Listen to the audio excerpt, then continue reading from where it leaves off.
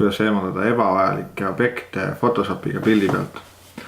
Et minul on siin lahti Lightroom, editin Adobe Photoshop.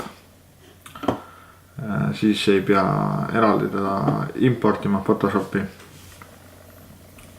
Saab siit otse ja pärast saab samamoodi ta siia tagasi salvestada. Et siis eksportida koos teiste piltidega. Kui pilt on lahti, võtad zoomid sisse siia natukene, et parem teha oleks. Võt see ei natuke liiga palju, aga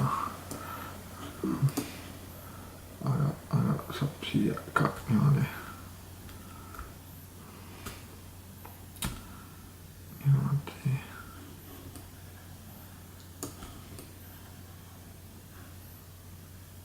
Ütleme nii.